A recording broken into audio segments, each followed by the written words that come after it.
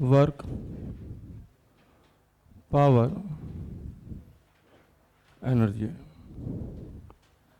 I request you बातें ना करें, बातें करने का टाइम मैं पहले ही दे चुका हूँ। वर्क हम तभी सीख सकते हैं जब हमें फोर्स के बारे में पता हो। वर्क डन तो तभी करेंगे। फोर्स के लिए चैप्टर था एनएलएम। अब अगर फ्रिक्शन का वर्क सीखना है तो फ्रिक्शन भी पढ़ा हुआ होना चाहिए। तो जो लोग थोड़े से लेट ज्वाइन किए थे उनसे मैंने बोला था लेक्चर कर लेंगे, है ना, या साथ में करते चलें थोड़ा थोड़ा टाइम निकाल के। ध्यान दें, मान लीजिए कोई ब्लॉक है और इस ब्लॉक के इस पॉइंट पे मैंने कोई फोर्स लगाया F और डिस्प्लेसमेंट इधर आया S। इनके बीच में एंगल थीटा है। तो किसी ने कहा कि इस फोर्स का वर्क कैसे लिखें। वेक्टर में भी सीख चुके हैं, बराबर F डॉट S या फिर F S cos थीटा। इस चीज को हम कुछ ऐसे भी व्यक्त कर सकते हैं, F into S cos theta. कहने का मतलब है कि force into component of displacement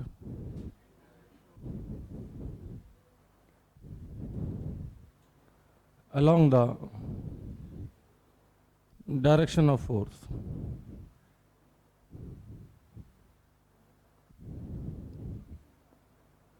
तो 100 में से कुछ सवाल तो ऐसे हो जाएंगे, जैसे मान लीजिए ये फोर्स है और ये डिस्प्लेसमेंट है। तो डिस्प्लेसमेंट का एक कंपोनेंट अगर हम फोर्स की डायरेक्शन में कर लें,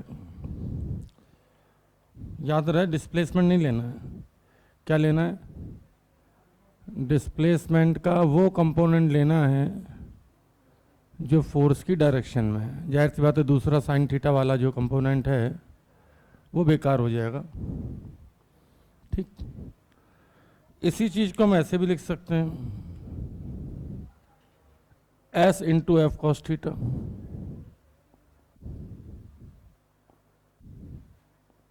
कहने का मतलब है displacement into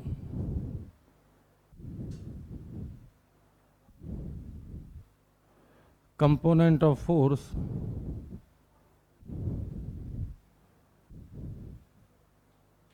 along the direction of displacement. इस बारी हमें फोर्स के कंपोनेंट करने पड़े डिस्प्लेसमेंट की डायरेक्शन में। कहने मतलब ये फोर्स था, मान लीजिए ये डिस्प्लेसमेंट था, बीच का एंगल थीटा था। तो 100 में से 10 सवाल इससे होंगे तो 90 इससे हो जाएंगे। बस दो ही काम करने आने चाहिए, जो आसान पड़े, डिस्प्लेसमेंट के अलोंग फोर्स का कंपोनेंट। और वैसे भी ये कंपोनेंट अगर आप देखें तो 90 डिग्री पे है और 90 डिग्री पे डॉट प्रोडक्ट वैसे भी 0 होता है। ठीक, तो सिर्फ दो चीज़ देखनी है, force into component of displacement along the direction of force. अब कुछ मोटी मोटी बातें, अगर कभी फोर्स ऐसे लगा हो और डिस्प्लेसमेंट इधर हो, तो ऐसे केस में वर्क डन 0 आएगा। कोई दिक्कत, cos 90 0 होता है। अगर कभी फोर्स ऐसे लगा हो और डिस्प्लेसमेंट इधर हो, एंगल कुछ भी दे दे, मान लो थीटा, तो फिर ऐसे केस में वर्क डन पॉजिटिव आएगा और आ जाएगा एफ एस कॉस थीटा, या यूं कहें कि F cos theta into S, F cos theta into S, क्योंकि काम का कंपोनेंट तो ये है। काम वाली चीज़ जो है मैं ब्लू से लिख रहा हूँ, लेकिन अगर कभी कुछ ऐसे दे दिया जाए, ऐसे,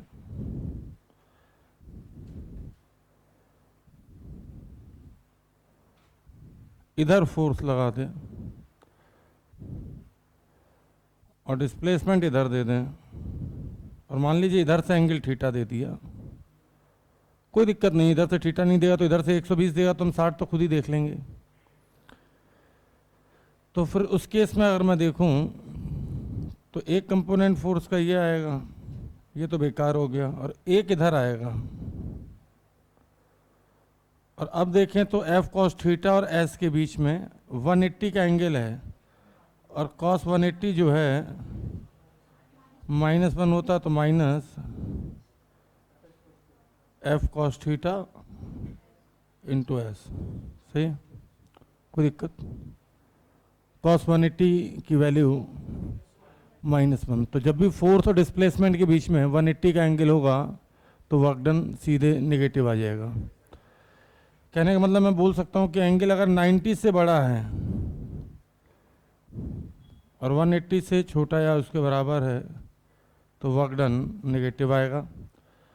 एंगल अगर 90 है, एग्जैक्टली 90, तो वर्क डन 0 आएगा, और एंगल अगर 0 से लेके 90 तक, 90 से छोटा है तो वर्क डन पॉजिटिव आएगा। ठीक, उम्मीद करते हैं बात समझ में आ गई होगी।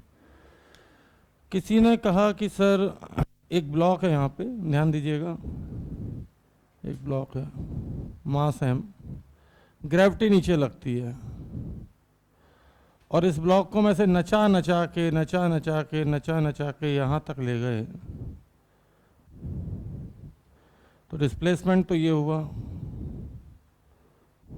s, ये लेंथ भी दे दी।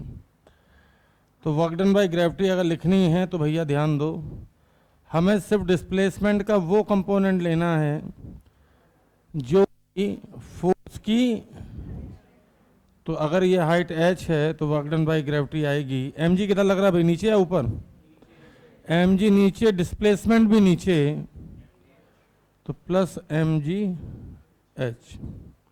कोई दिक्कत नहीं, समझ में आई बात, कोई बात नहीं। मान लीजिए कि एक बॉल है और यहाँ पे एक धागे से बंधी हुई है, ये लेंथ है l।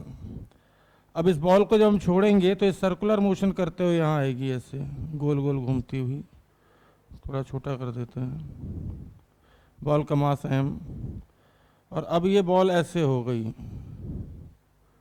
ऑब्वियस इसके पास वेलोसिटी भी आ जाएगी, ये लेंथ भी l होगी क्योंकि रेडियस तो सेम ही रहेगा। अब किसी ने पूछा कि इस पे वर्क डन बाय ग्रेविटी लिख दीजिए, तो डिस्प्लेसमेंट तो L√2 है, लेकिन मुझे डिस्प्लेसमेंट का सिर्फ वो कंपोनेंट लेना है जो कि फोर्स की डायरेक्शन में, तो फोर्स किधर लग रहा है, नीचे, तो मुझे सिर्फ और सिर्फ वर्टिकल कंपोनेंट लेना है, तो वर्टिकल कंपोनेंट तो L दिख रहा है, तो प्लस mg L। कोई दिक्कत, कोई दिक्कत नहीं, ठीक। मान लीजिए थोड़ी सी बात प्रोजेक्टाइल की, एक बॉल को मैंने यहां से फेंका, बॉल सीधे नीचे आई, टावर की हाइट h,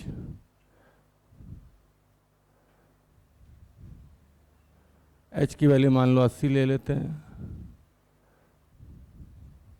मास 10 kg ले लेते हैं। दूसरी बॉल को मैंने ऐसे ऊपर की तरफ करके फेंक दिया, बॉल ऊपर गई और फिर लौट के आई, ये मोशन इन 1D है ना, टावर की हाइट हर जगह सेम है भैया। हाँ, तीसरे केस में मैंने कहा प्रोजेक्टाइल बनाता हूं इसका, बॉल को हॉरिजॉन्टल वेलोसिटी देके ऐसे, केस नंबर 4 प्रोजेक्टाइल का, ऐसे छोड़ा, टावर की हाइट अभी भी एच का मतलब 80 ले लेते हैं। चौथे केस में मैंने बॉल को ऐसे छोड़ा, ऐसे। मुझे ये बताओ कि हर केस में क्या work done by gravity same होगा या अलग अलग होगा? क्यों सेम है? बिल्कुल, डिस्प्लेसमेंट का वो कंपोनेंट, हाँ डिस्प्लेसमेंट नहीं बोलना है, डिस्प्लेसमेंट का वो कंपोनेंट जो ग्रेविटी की डायरेक्शन में है वो सेम है। भाई आपको बता दें, यहाँ डिस्प्लेसमेंट मान लिया 80 है, यहाँ पे भी 80 है, लेकिन यहाँ तो डिस्प्लेसमेंट की बात करो तो डिस्प्लेसमेंट ही है, यहाँ से चली तो यहाँ आई है। तो गधे क्या करते हैं, पहले रेंज निकालते हैं, फिर एंगल भी निकालेंगे, ठीक, ग्रेविटी के साथ, ग्रेविटी वर्टिकल में लग रही है, फिर करते हैं। लेकिन अपने को पढ़े लिखे लोग हैं अपन, ठीक, यहाँ पे डिस्प्लेसमेंट अलग आएगा क्योंकि यहाँ की रेंज भी अलग आएगी, सब पढ़ चुके प्रोजेक्टाइल में है ना। लेकिन अगर कोई बोले कि वर्क डन बाय ग्रेविटी बता दो, सारे केसेस में तो मैं कहूँगा सारे में सेम आएगी और प्लस आएगी, क्योंकि mg नीचे, ठीक। तो हमें कौन सा कंपोनेंट लेना भैया? Along the direction of force. कौन सा लेना है? और फोर्स लगा वर्टिकल में, तो वर्टिकल कंपोनेंट तो अगर देखें तो हर केस में सेम है, तो प्लस m की वैल्यू 10, g भी 10, हाइट 80, तो 800। उम्मीद करते हैं फोर्स की यूनिट होती है जूल, ठीक। कोई डायमेंशनल फार्मूला मत पूछना, वैसे मैं बता देता हूँ, फोर्स का वर्क का डायमेंशनल फार्मूला होता है F इंटू एस, फोर्स होता है मास इंटू एक्सलेशन, एक्सलेशन होता है वेलोसिटी अपॉन टाइम, डिस्टेंस से तो L लिख सकते हैं, वेलोसिटी होती है डिस्टेंस अपॉन टाइम, तो नीचे आ जाएगा टी स्क्वायर, तो ये हो जाएगा m/L2 t-2। तो ऐसे हम किसी भी चीज़ की डायमेंशन निकाल सकते हैं, ठीक। जूल भी बोल सकते हैं, न्यूटन मीटर भी बोल सकते हैं, क्योंकि फोर्स की यूनिट होती है न्यूटन और डिस्टेंस की मीटर। तो जूल बोलो या कहीं कहीं न्यूटन मीटर लिखा मिल जाए तो घबराना नहीं, न्यूटन मीटर भी बोल सकते हैं। आगे बढ़ें। इतने में किसी को कोई कष्ट है तो बताएं। ठीक है, 8000 कर दीजिए, 3 जीरो हैं तो 8000 कर दीजिए, गलती के लिए क्षमा चाहेंगे। अब किसी ने कहा कि भाई अगर मान लीजिए, फिर से क्लियर कर दूं, एफ ग्राफ का एरिया क्या देगा, ये मैंने 1D में भी पढ़ाया था। फोर्स और डिस्प्लेसमेंट ग्राफ का एरिया देता है वर्क। क्या देता है भैया? क्यों देता है? क्योंकि एरिया का मतलब होता है लंबाई इंटू चौड़ाई। लंबाई में तुमने एफ ले लिया वाई एक्सिस पे, चौड़ाई में तुमने एस ले लिया या एक्स ले लिया, तो जब मल्टीप्लाई करेंगे तो फोर्स इंटू डिस्प्ले, लंबाई इंटू चौड़ाई, और फोर्स इंटू डिस्प्लेसमेंट हमें अच्छे से पता है वर्क होता है। अब यहीं से मैं वर्क एनर्जी थ्योरम भी चालू कर देता हूँ, पहले ही लेक्चर से बिना वेट किए। लोग कैसे पढ़ाते हैं वर्क एनर्जी थ्योरम, या तुमने कभी पढ़ी हो तो एससी वर्मा भी देख लेना। Work done by conservative force plus work done by non conservative force plus work done by external agent plus work done by pseudo force plus work done by external force equal to change in kinetic energy. अजीब मूर्ख इंसान हो यार। कभी किसी को card दिए हो शादी का तो उसमें लिखोगे क्या, चिंटू भी आना है, पिंटू भी आना, नन्नू भी आना, ये भी आना, वो भी आना, सब। अबे बाप का नाम लिखा जाता है, नीचे लिखा जाता है विद फैमिली। अब फैमिली में जो जो अपने आप समझ लेगा। तो ये लोग क्या कर रहे हैं, work done by conservative force. बच्चों को पता ही नहीं कंजर्वेटिव होता क्या है। मेरा एक ही है भैया, work done by all forces, आपके परिवार में सभी लोग बराबर change in kinetic energy. Jairam ji की याद भी नहीं रखना, ठीक। तो भैया वर्क एनर्जी थ्योरम मेरी क्या है, जल्दी बोलो।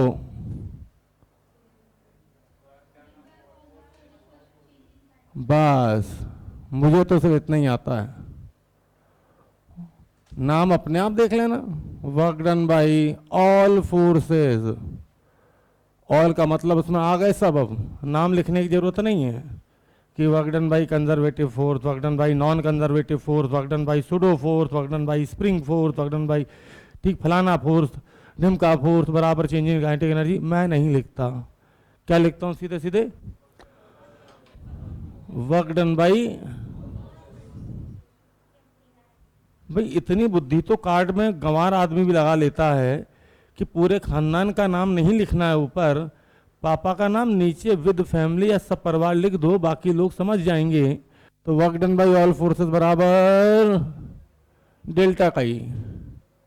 डेल्टा के का मतलब समझते हैं ना, के ई फाइनल माइनस के ई इनिशियल। ठीक, आगे बढ़े तो भैया एफ एक्स ग्राफ का एरिया क्या देता है मुन्ना, वर्क डन, और वर्क डन बराबर क्या है, चेंज इन, क्या काइनेटिक एनर्जी का फार्मूला सबको पता है, काइनेटिक एनर्जी का फार्मूला होता है हाफ एम वी स्क्वायर। ठीक,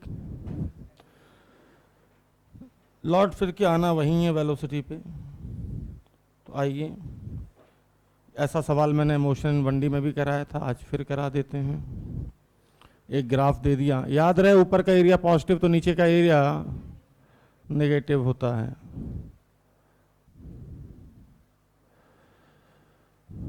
ऊपर ये 10 ले लिया, ये 20 ले लिया, मीटर में है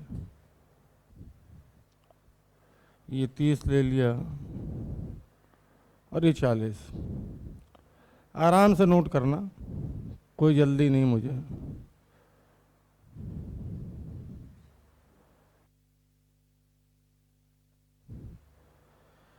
इनिशियल वेलोसिटी 5 ले लेते हैं, और मास ले लेते हैं 2 kg, mass 2 kg, initial velocity 5।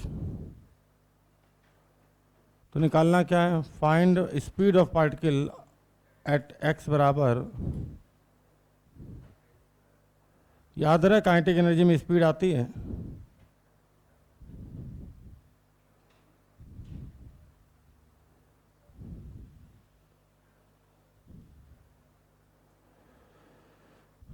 Speed of particle at x बराबर 40 मीटर पे बतानी है। सामने देखें भाई, एरिया बता दो, तो मैं बता देता हूँ ये कितना है, ये 50, ये 100, ये 50, लेकिन ये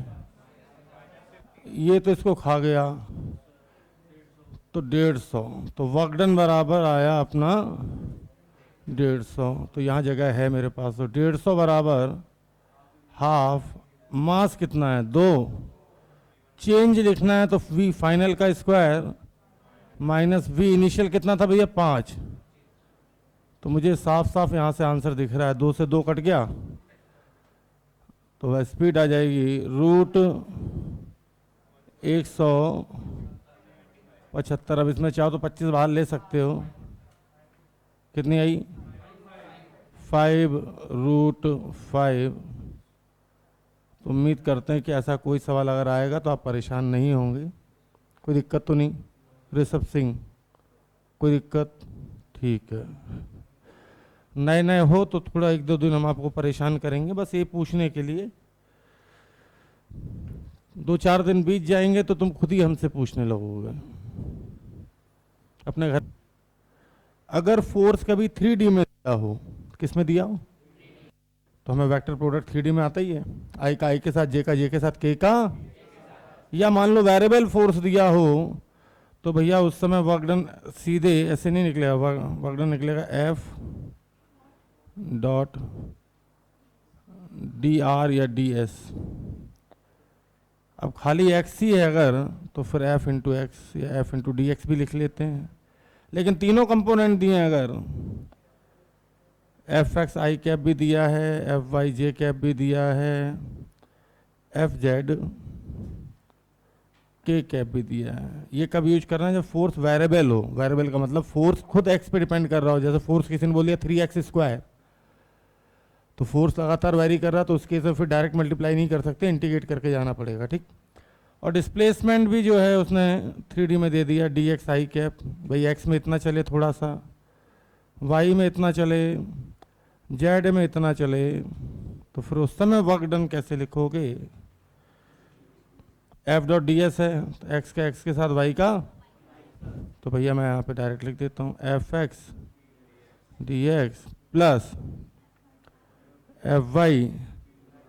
अगर 1D में दिया है, सिर्फ एक्स में दिया तो यहीं रुक जाना, सिर्फ आई कैप है तो आई कैप भी है, साथ में जे कैप है तो यहाँ पे रुक जाना, और साथ में ससुरी ने के कैप भी पेल दिया, तो फिर मान लेना कि भैया लिमिट क्या लगाओगे यहाँ पे, x1 से x2, यहाँ पे अंडरस्टूड है। कोई दिक्कत? कोई दिक्कत? तो जब दिक्कत नहीं है तो सवाल हो जाए, उसमें क्या है। आओ शुरू करें अक्ताक्षरी।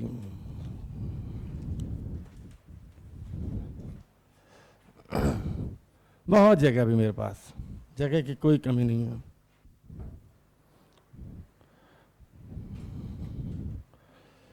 भाई यहाँ से शुरू करेंगे, यहाँ पे जगह बची है। इफ एफ बराबर, गौर फरमाना भाई, आंसर मुझे तुरंत चाहिए। देखिए सबसे पहले आंसर कौन निकालेगा? 3x² - 2x + 9, most common question. और जा रहे हैं x बराबर 0 से x बराबर 5 के लिए। बोल दो भाई आंसर, आंसर बोलो। आप 145। देखो कैसे, ध्यान दो, जिसने बताया वो इंटेलिजेंट नहीं है, गधे सब हैं। मुझे पता है जब इसका इंटीग्रेट करेंगे तो x³ 3 आएगा, 3 से 3 कट गया, और लिमिट लगेगी 0 से 5, तो 5 का क्यूब कितना आएगा?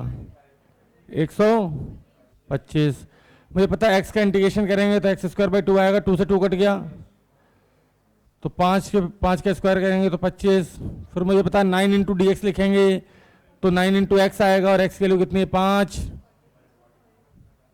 45, 25 से 25 उड़ा दिया उसने, और आंसर लिखा।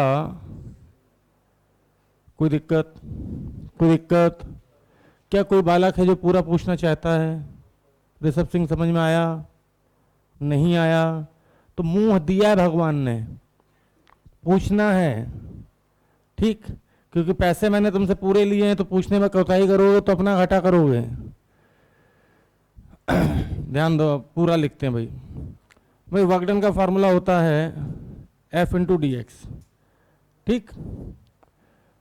इंटीग्रेशन आता है कि नहीं आता है? नहीं आता है, कोई बात नहीं, तुम्हें कुछ भी ना आता हो, लेकिन हम सिखा सब ले जाएंगे। इंटीग्रेशन में एक फार्मूला होता है x⁴n dx, तो होता है x⁴n+1 डिवाइडेड बाई n+1, मतलब कि एक पावर बढ़ा दी जाती है, इतना पता होगा, ठीक। और खाली अगर dx है तो dx का इंटीग्रेशन होता है x, ठीक। अब यहाँ देखो, तो मैं बिना लिखे से सिखा दूंगा।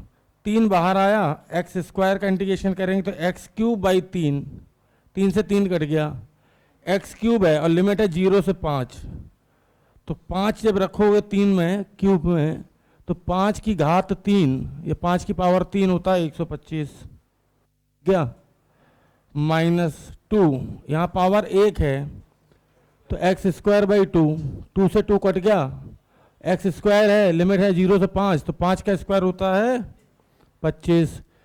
फिर 9 × dx, dx का इंटीग्रेशन होता है x, 9 × x। अब x में एक बार 5, फिर एक बार -0 रखो, तो 0 का तो कोई मतलब नहीं है, तो 5 और 9 पहले से था, 5 निम 45, ये 25 से 25 उड़ गया, तो बचा 100, और 45 जुड़ गया 145। आइए अगला सवाल, भैया आपके यार कंपोनेंट में फोर्स दे रहा हूं मैं, इफ एफ बराबर 4i cap plus 1j cap plus 3k cap, और जाना है मुझे R1 बराबर, क्या आपको पता है ऐसे लिख दो 3 2 माइनस 6, तो वेक्टर में ये होता है x, ये होता है y और ये होता है z, और यहां से मुझे जाना है यहां तक, कहां तक जाना है 14 13 9, 14 13 9, ठीक, कोई दिक्कत? अगर फोर्स कांस्टेंट है तो कांस्टेंट का इंटीग्रेशन रूल होता बाहर आ जाता है, और dx का इंटीग्रेशन हो जाएगा x, फिर लिमिट लगाओगे x1 से x2 तो x2 माइनस x1, तो कहने का मतलब है कि मैं अगर वर्क यहाँ लिखता हूँ और फोर्स कांस्टेंट है तो fx into x2 minus x1 fy, ये x कंपोनेंट है ये y कंपोनेंट है, ठीक, y2 माइनस y1 fz, लेकिन पेपर में ऐसे मत करने बैठ जाना, नहीं तो पता चला कि 45 में से 30 सवाल तक पहुंच पाए।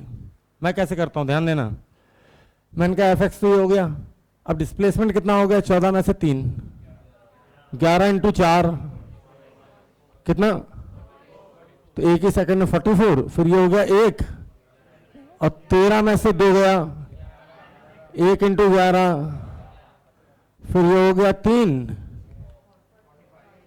और 9 में से माइनस 6 घटाना है, तो 9 माइनस ऑफ माइनस 6 करोगे तो 15, तो ये हो गया कितना 45 44 11 जोड़ोगे तो 100 आ जाएगा। उम्मीद करते हैं स्टाइल समझ में आ गया होगा, ठीक, मुझे सिखाना है इसलिए मजबूरी होती है मेरी कि मैं इतना भी लिख देता हूँ, नहीं तो मैं ऐसे घूर के देखूं सवाल का आंसर निकाल देता हूँ, पेन की जरूरत ही नहीं होती, तुम्हें भी नहीं पड़ेगी, तुम्हें भी नहीं पड़ेगी। करना क्या है, 14 में से 3 गया, जल्दी बोलो, 11 इंटू 4 44, 44 दिमाग में फिट कर लो, ठीक, अब 13 में से 2 गया 11, 11 एकम 11, 44 11 कितने हो गए 55, साथ में जुड़ते जा रहे हैं, ठीक, अब 9 में से माइनस 6 गया तो 15, 15 तिया 45, 55 में 45 जोड़ोगे तो कितना आ जाएगा 100, ठीक। तो ऐसे करके सवाल करने का स्टाइल क्या होता है, ऐसे देखो, सी मूर्ख होते हैं जो पेन चलाते हैं फिजिक्स में, ऐसे देखो 5 मिनट दिमाग में चल रहा है सवाल, 44 11 55 और उधर 45, सी आंसर सही। तुम सोचो ना, अगर ऐसे करना सीख जाओ तो 15 सेकंड 20 सेकंड कितनी देर सोचोगे। तो जो लोग बोलते हैं नहीं टाइम मैनेजमेंट, अब स्पीड होगी तो टाइम अपने आप मैनेज हो जाएगा। आगे बढ़ते हैं, चलें भाई अगले सवाल की तरफ। अब वेरिएबल फोर्स डाल देते हैं, क्या दिक्कत है। आओ भाई, अगला आंसर सबसे पहले कौन देगा, ठीक, बिल्कुल सामने रहना, ठीक। इंटीग्रेशन तुम्हें पता है एक्स स्क्वायर का होता है एक्स क्यूब बाई 3, एक्स का होगा x square by 2, x cube का होगा एक्स की बार 4 बाई 4, ठीक। देखते हैं सबसे पहले आंसर कौन देता है। इतनी जगह चालू है, मैं यहीं पे प्लीज सामने देखें। अरे मुन्ना, मैं जाने इस काम के लिए जाता हूँ। एफ बराबर 3x स्क्वायर आई कैप प्लस 2yj कैप, और जाना है मुझे 0,0 से 2,3, work done. 3x square by 3, 3 से 3 कट गया, x की लिमिट क्या है 0 से 2, तो 2 लिमिट है तो ये तो आएगा 8, बताओ कैसे आया 8। इसको इंटीग्रेट किया 3x स्क्वायर का एक्स क्यूब बाई 3, 3 3 कट गया, 2 लिमिट है तो 2 का क्यूब करेंगे 8, ठीक। 2 y का इंटीग्रेशन y स्क्वायर बाई 2, 2 से 2 कट गया, लेकिन y में लिमिट है 0 से 3, तो 3 का स्क्वायर क्या लगता है 10 सेकंड से ज़्यादा लगेगा? अपने से तो नहीं लगता। सवाल आपके सामने, एक ब्लॉक है 10 kg का, वेलोसिटी दी मैंने इनिशियली 40, ठीक, t बराबर 0 पे, म्यू की वैल्यू 0.5। थोड़ी देर में ये ब्लॉक रुक जाएगा। हर तरीके से सीखेंगे भाई। अगर मैं यहाँ पे रिटार्डेशन खुद से दे देता था कि भाई रिटार्डेशन 5 का है, तो चैप्टर का नाम हो जाता था मोशन इन 1D, ठीक।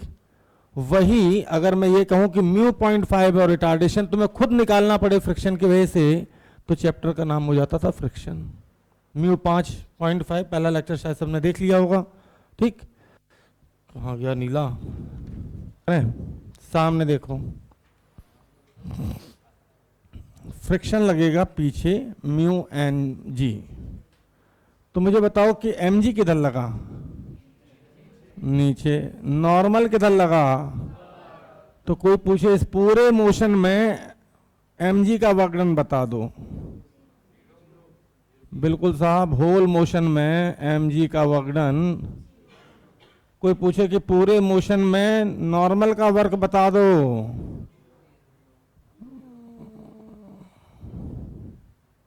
जीरो ही आएगा ना, क्योंकि हमेशा 90 डिग्री पे लगना।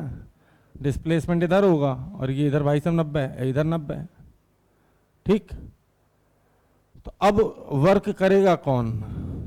एक और फोर्स। भाई ये देख लो कि मेरे घर में 3 लोग हैं, बीवी कमाती नहीं, बेटा कमाता नहीं, तीसरा बचा मैं, तो कमाएगा या उड़ाएगा कौन? पॉजिटिव वर्क हुआ तो कमाऊंगा और नेगेटिव हुआ तो उड़ाऊंगा। फ्रिक्शन कितना है? म्यू इंटू एम जी 50, और इस फ्रिक्शन की वजह से रिटार्डेशन कितना आएगा? 5 का। वैसे तो मैंने डायरेक्ट निकालना सिखाया था कल या परसों में, याद करो। म्यू जी सीधे म्यू जी, क्योंकि friction force mu m g divided by m करेंगे, एम से एम कट गया म्यू इंटू जी। और उसमें भी जी मल्टीप्लाई नहीं करना है, सिर्फ पॉइंट हटाना। जी की वैल्यू 10 होती है, तो इसने 0.5 दिया तो 5, 0.6 देता तो 6, 0.7 देता तो 7। हर सेकंड टाइम बचाएंगे अपन, ठीक। तो पहले तो किसी ने कहा कि बताओ फ्रिक्शन ने ब्लॉक पे 2 सेकंड में कितना वर्क किया। तो घटिया लोग क्या होते हैं? या 4 सेकंड में कितना वर्क किया, या 6 सेकंड में कितना वर्क किया, या रुकने तक कितना वर्क किया। तो पहली चीज बता दो, रुकेगा कितनी देर में? 8 सेकंड में। क्योंकि सबको मैंने बता रखा है कि एस्लेशन रिटार्डेशन वो बीमारी है जो प्रति सेकंड वेलोसिटी को जितने से घटाए या बढ़ाए। क्योंकि रिटार्डेशन है तो घटाएगा। 1 सेकंड में 5 घटा रहा है, तो 40 को 0 करने में कितना टाइम लगेगा? 1 सेकंड में 5 घटाएगा, 2 सेकंड में 10 घटाएगा, 3 सेकंड में 15 घटाएगा, 4 सेकंड में 20 घटाएगा, ठीक। तो 40 रुपए थे मेरी जेब में और एक केला 5 रुपए का है, तो 40 रुपए में कितने केले आएंगे? ये तो 7वीं क्लास का बच्चा भी बता देगा, 8 केले। तो भाई 8 सेकंड में ये साहब रुक जाएंगे, ठीक। अब मुझे फ्रिक्शन का वर्क डन बताना है। तो लोग घटिया होते हैं, वो क्या करते हैं, ध्यान देना। किसी ने पूछा work done by friction, please ध्यान दें। या काइनेटिक फ्रिक्शन इन 0 से 2 सेकंड के बीच में बता दो। तो घटिया इंसान क्या करेगा? 2 सेकंड पहले डिस्प्लेसमेंट निकालेगा। भाई फोर्स पता है और वर्क डन का फार्मूला ही पता है, फोर्स इनटू डिस्प्लेसमेंट। तो जो घटिया इंसान होगा ना, वो 2 सेकंड के लिए डिस्प्लेसमेंट निकालेगा। और मेरा जैसा इंटेलिजेंट इंसान क्या करेगा? Change in kinetic energy. बात तो वही है, वर्क डन बराबर चेंज इन काइनेटिक एनर्जी, सही है। Work done by all forces, तो वर्क डन किसका होगा? नॉर्मल का होगा, एमजी का होगा, फ्रिक्शन का होगा। नॉर्मल कर नहीं रहा 0, फ्रिक्शन करने सॉरी एमजी कर नहीं रहा 0, तो work done by friction he change in kinetic energy के बराबर होगा। हाँ है ना? मैं दोनों से निकाल के दिखाता हूं आपको। भाई यहाँ वेलोसिटी आ जाएगी 2 सेकंड बाद 30, कोई दिक्कत? यहाँ पे कितनी आ जाएगी? 20, और फाइनली रुकने 0, ठीक। तो फ्रिक्शन का वर्क डन 0 से 2 सेकंड में। अब किसी ने कहा भाई डिस्टेंस तो कुछ घटिया लोग होते हैं, एस बराबर u t plus half e t square लगाते हैं, कुछ लगाते हैं वी स्क्वायर बराबर u square plus twice x. अपना वो नहीं चलता, अपना क्या चलता है, v average into t, v average into t. तो एवरेज भी कुछ तो ऐसे करते हैं 40 प्लस 30 70/2 35 इंटू टाइम 2 70। अपन बीच में घुसते हैं, बीच में। तो डिस्प्लेसमेंट भी आ गया भैया 70 है यहां से यहां तक का, सब निकाल लेते चलो।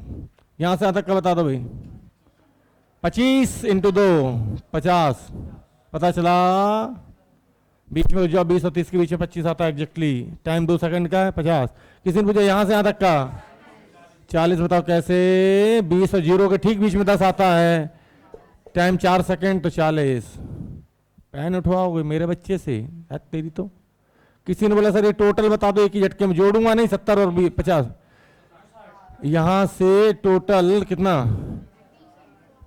160, ठीक। जोड़ने की जरूरत नहीं है, जितनी देर में जोड़ोगे ना 70 50 40, उससे बढ़िया है कि 40 और 0 का एवरेज 20, टाइम 8 सेकंड, 20 160, ठीक। वर्क लिखने के लिए हमें दो चीजें चाहिए, एक तो फोर्स और एक डिस्प्लेसमेंट। अगर ये दोनों ना मिलें तो सीधे वेलोसिटी पे उतर जाओ। अगर कभी फोर्स वेरिएबल मिल जाए और इंटीग्रेशन करने की नौबत आ जाए तो उस इंटीग्रेशन से बचने के लिए एफ डॉट डी एस ना करो, क्या करो, सीधे चेंज इन काइनेटिक एनर्जी। और चेंज इन काइनेटिक एनर्जी में बीच की नहीं देखनी है, इनिशियल देखनी है। जैसे घर वाले पूछते हैं कि अभी कितने नंबर आ रहे हैं, और अब नंबर डायरेक्ट पूछे जाएंगे रिजल्ट पे, हर टेस्ट में नहीं पूछने हैं। समझ गए बात को? इसलिए मैंने लिखा है चेंज इन काइनेटिक एनर्जी। और काइनेटिक एनर्जी चेंज में क्या लिखा है, फाइनल और इनिशियल, बीच में बढ़ी घटी 100 टेस्ट हुए। अब हर परफॉर्मेंस को घटिया इंसान पूछता है, ठीक। बच्चे को बीच बीच में टच मत करो। पहले टेस्ट में ये थे 200 नंबर, अब 600 हैं तो 400 की ग्रोथ है। नहीं नहीं, बीच में मेरे 650 भी आए थे, बीच में 570 भी आए थे। क्या मतलब निकल रहा है, तेरी मेहनत यहां दिख रही क्लियर।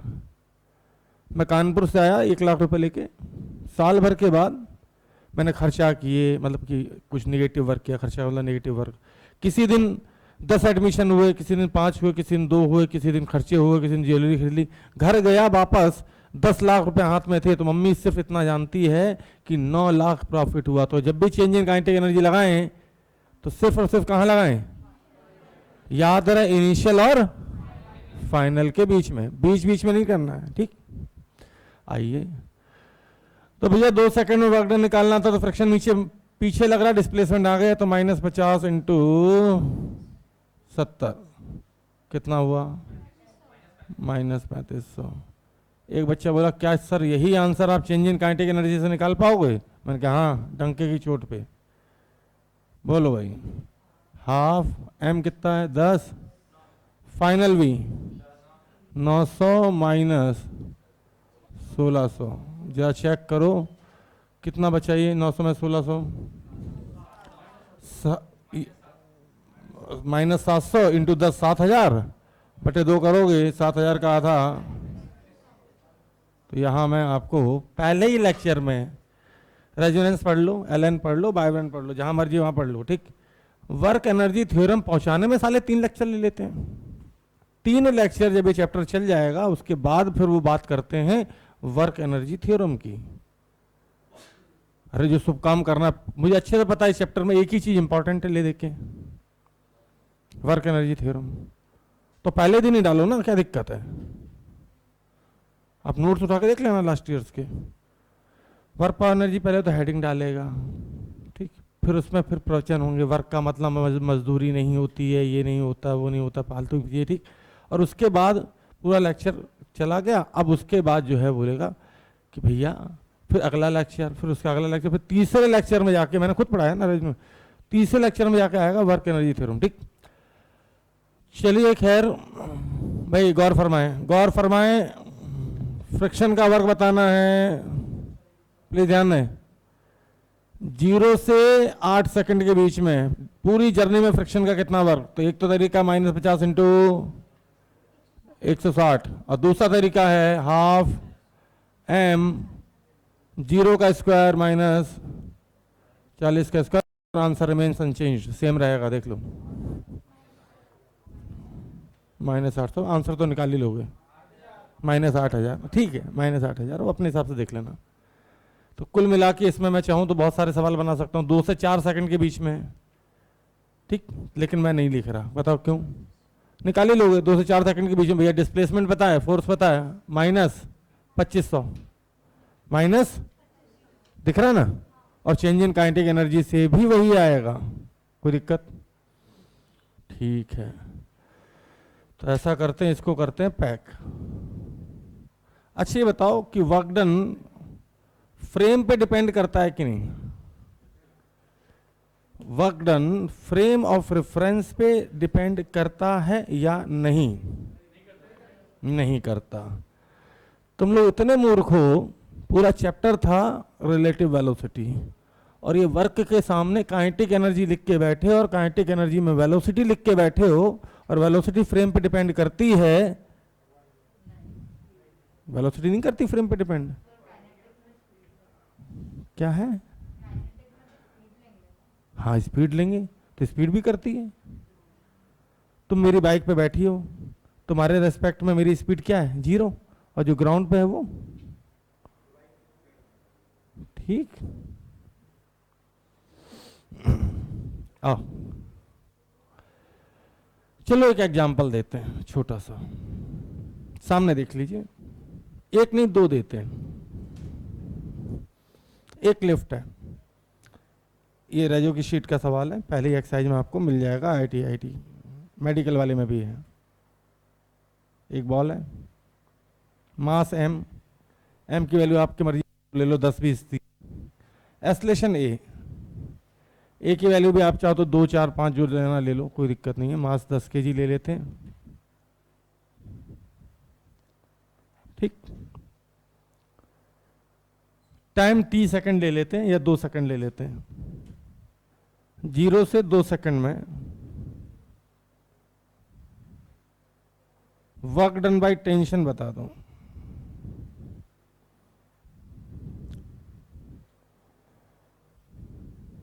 टेंशन निकालने में अच्छे से आती है भाई टेंशन जो आएगी, टी ऊपर लगेगा और mg प्लस ए, मैंने पहले भी सिखाया, भले सुडो फुर्त ना आता हो, ऊपर जाएगा तो g प्लस ए लगता है, नीचे आता तो g माइनस ए, तो mg नीचे ma नीचे, g की वैल्यू 10, a 2 12 और मास है 10, तो टेंशन आएगी 120। 2 सेकंड में एस्लेशन 2 है, तो 2 सेकंड में जो अगर मैं देखूं तो इसका डिस्प्लेसमेंट हाफ AT² लिख सकते हैं, 2 यहां पे रखेंगे, 2 यहां रखें, कट गया, 4 आएगा, ठीक। अर्थ पे खड़े होके देख रहे हैं, तो अर्थ के हिसाब से तो पेंडुलम ऊपर जा रहा है, ठीक, तो आंसर आ जाएगा टी ऊपर और डिस्प्लेसमेंट भी ऊपर, तो रेजो की शीट में ऐसे दिया हुआ t × x, टी की वैल्यू नहीं, अगर कोई रेजो की शीट करता तो ऐसे दिया मिलेगा उसमें, टेंशन mg प्लस है, और यहाँ पे आंसर हाफ AT²। अगर न्यूमेरिकल करना है तो 120, याद रहे mg का वर्क नेगेटिव आएगा लेकिन t का पॉजिटिव आएगा क्योंकि t ऊपर लग रहा है, और डिस्प्लेसमेंट कितना है 4,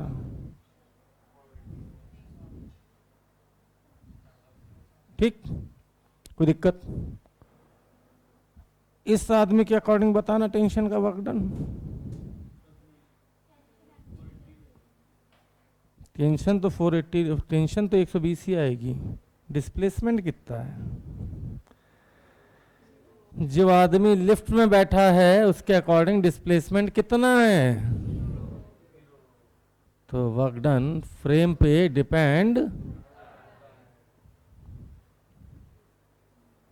सामने देख लो, अर्थ के हिसाब से चूंकि लिफ्ट ऊपर जा रही है इसलिए पेंडुलम भी ऊपर जा रहा है, लिफ्ट का डिस्प्लेसमेंट 4 है तो पेंडुलम का डिस्प्लेसमेंट भी 4 है।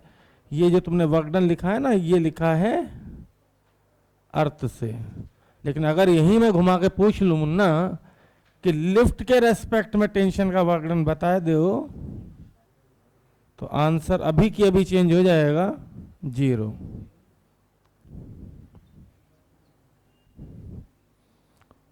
ठीक, 3 साल तैयारी कर लेती पब्लिक, एलन बिल्डिंग, धेले भर की नॉलेज नहीं,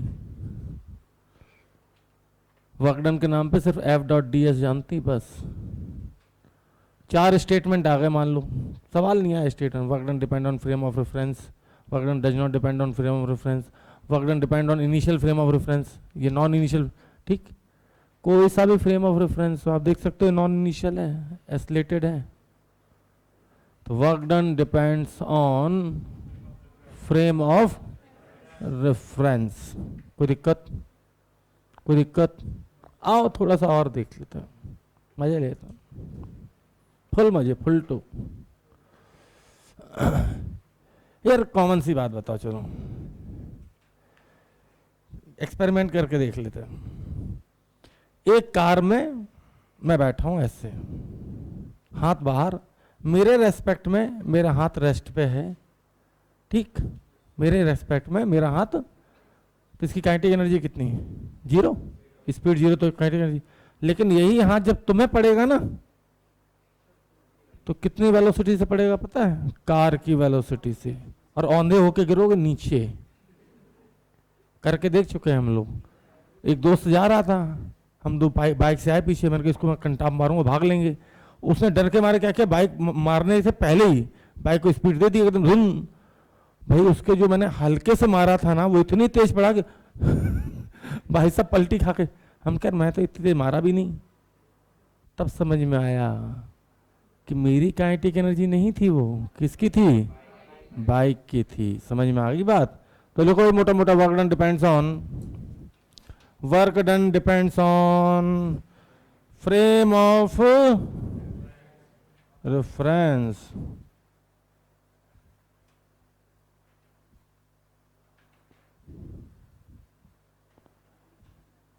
कुछ गधे कहते हैं फ्रिक्शन हमेशा पीछे ही लगता है। हट तेरी तो, कल से लेके परसों से लेके मैंने कितने सारे एग्जाम्पल कराए जिसमें फ्रिक्शन आगे भी लग सकता है, पीछे भी लग सकता है, और हो सकता है लगे ही नहीं।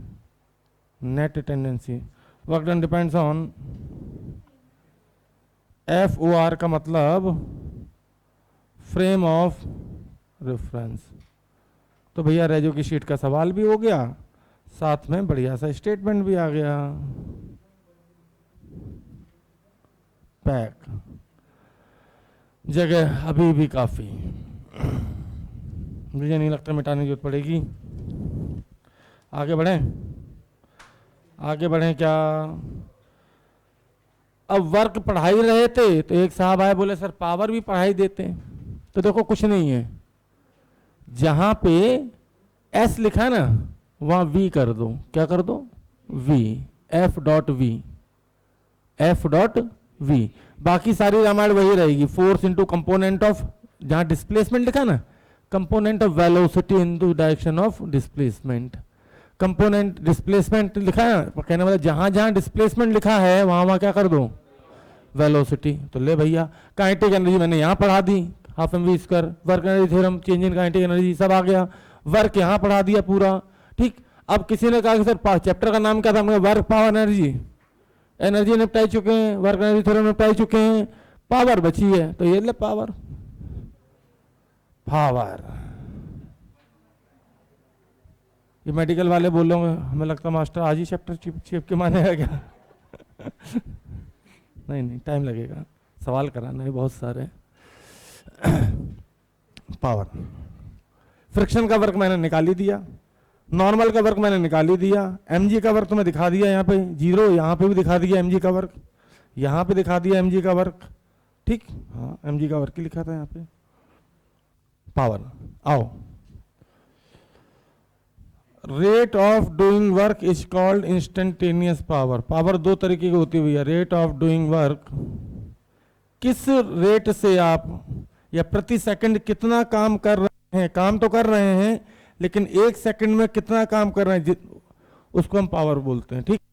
कहना मतलब तुमने काम किया इतना लेकिन टाइम ले लिया ज्यादा, तो पावर क्या लगेगी? कम लगेगी। तो rate of doing work is called power,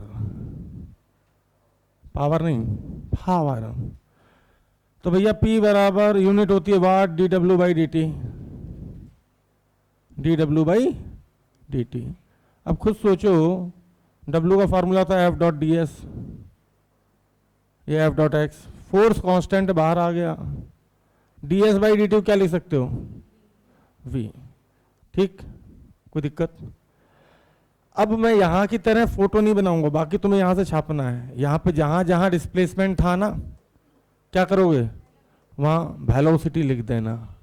क्या लिख देना, वेलोसिटी। अगर बिहारी हो तो, और इधर उधर के हो तो वेलोसिटी। ठीक, मुगल सराय क्रॉस हुआ, velocity is converted to velocity. ठीक, हाँ यार क्यों मेहनत करवाओगे? अब पता चला कि फिर वही एफ वी कॉस थीटा, फिर पता चला कि फोर्स इंटू वेलोसिटी का component into direction of force. तो भाई ये जिम्मेदारी मैं आप पे छोड़ता हूँ, आप चाहे तो घर जाके भी लिख सकते हैं। ठीक, यहाँ लिखोगे टाइम लगेगा, पूरी लंबाई। Force into component of velocity into direction of force, या फिर velocity into component of force in the direction of velocity. कोई दिक्कत? कोई दिक्कत? याद रहे ये पावर है इंस्टेंटेनियस। याद करो, वेलोसिटी इंस्टेंटेनियस थी तो एवरेज भी थी। कोई बोले एवरेज पावर का फार्मूला बता दो, एवरेज ऐसे डिनोट करते हैं, तो भैया एवरेज का मतलब है टोटल वर्क डन। याद करो, एवरेज तो कहीं भी लिया था, एवरेज वेलोसिटी के लिए थी, तो total displacement upon total time. तो एवरेज पावर का फार्मूला होगा total work done upon total time taken.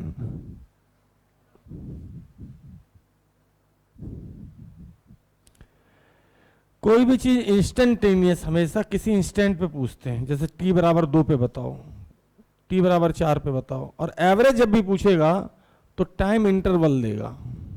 समझ के बात को? तो जैसे इसी सवाल में अगर मैं तुमसे पूछूं, प्लीज ध्यान दीजिएगा, फ्रिक्शन पीछे 50 लगा,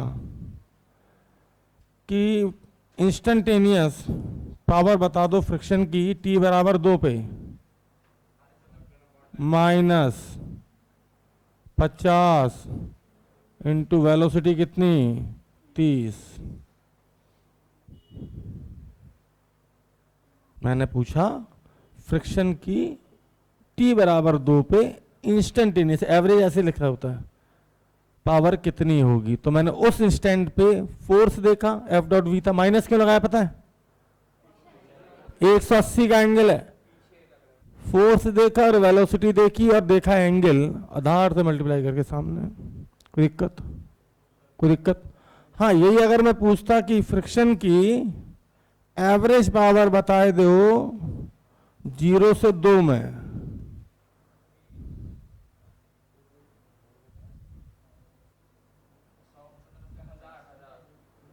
तो अब मैं क्या करता, टोटल फ्रिक्शन का वर्क देखता। क्या देखता? वर्क 2 सेकंड में। तो 2 सेकंड में वर्क आप निकाल सकते हो। 2 सेकंड वर्क होता पहले तो माइनस 50 इंटू 70 और डिवाइडेड बाय टोटल टाइम 2। ठीक, कैलकुलेशन हमें पता है, सब कर लेंगे। 5 7 35 होता, डिवाइडेड बाई 2 करो, 1750 आ जाएगा। कोई दिक्कत तो नहीं? कोई पूछे कि एवरेज पावर ग्रेविटी की बता दो, क्या साले जब वर्क डन ही नहीं है तो पावर कहाँ से निकालेंगे?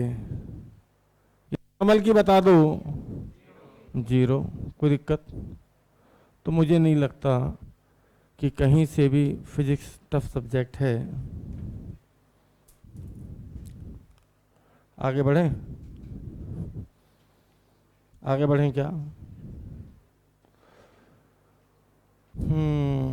समय हो गया, वैसे मैं थोड़ा लेट हो जा रहा हूँ आजकल, कोशिश करता हूँ कल परसों से जल्दी आऊँ।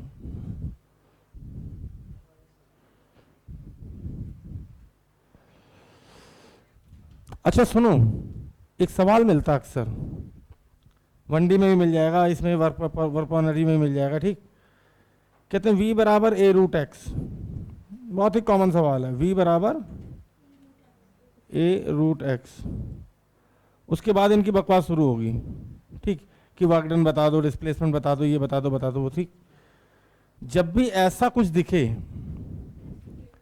तो इसको देख के मुझे क्या फील होता है, लोगों को लगता है वेरिएबल, तो क्या करते हैं एस्लेशन निकालने के लिए v dv by D x और फलाना निम्न का। ठीक, जब भी ऐसा कुछ दिखे ना तो मुझे ऐसे दिखता है, देखो पता है, वी स्क्वायर बराबर ए स्क्वायर एक्स, दिखा। और फिर अब मुझे फार्मूला याद आता वी स्क्वायर बराबर 2x, और इसको मैं इससे कंपेयर कर लेता हूं, तो 2a की वैल्यू आ गई ए स्क्वायर, तो एक्सलेशन आ जाएगा ए स्क्वायर बाई 2। अब तो तू पूछना डिस्प्लेसमेंट, पूछ आ जा, displacement half a t square half a की वैल्यू कितनी, डिस्प्लेसमेंट पूछ, वेलोसिटी पूछ, समझ के बात को, वर्क डन पूछ, किसी ने कहा टी टाइम में वर्क डन बता दूं तो ले लिखूं, वर्क डन बराबर हो जाएगा सीधे फोर्स का मतलब मास इंटू एक्सलेशन तो मुझे पता ही है, और डिस्प्लेसमेंट पता है मुझे।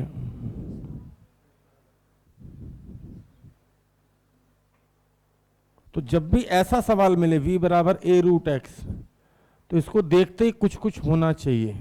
क्या होना चाहिए? किसी ने कहा x बराबर 0 से x बराबर 5 के बीच में डिस्प्लेसमेंट बता दूं, सॉरी वर्क डन बता दूं, तो मैं क्या करूंगा पता है, एफ डॉट एक्स नहीं लिखूंगा, मुझे वेलोसिटी तो दे रखी है ना तूने बेवकूफ, ये तो टाइम के फॉर्म में हो गया। अब अगर वर्क डन पूछ रहा है डिस्टेंस के फॉर्म में, तो मैं सीधे लगाऊंगा हाफ एम, एक्स बराबर 5 पे वेलोसिटी, ये एक्स बराबर 5 या 25 ले लेते हैं, चलो 5a, तो 5a का स्क्वायर, और एक्स बराबर 0 पे, सीधे आंसर। कोई दिक्कत? एलन में भी दिया है, रेजो में भी दिया, वाइब्रेंट में भी दिया है। बेसिकली सवाल था एडोव का, उसकी ऐसी तैसी अपन ने की है।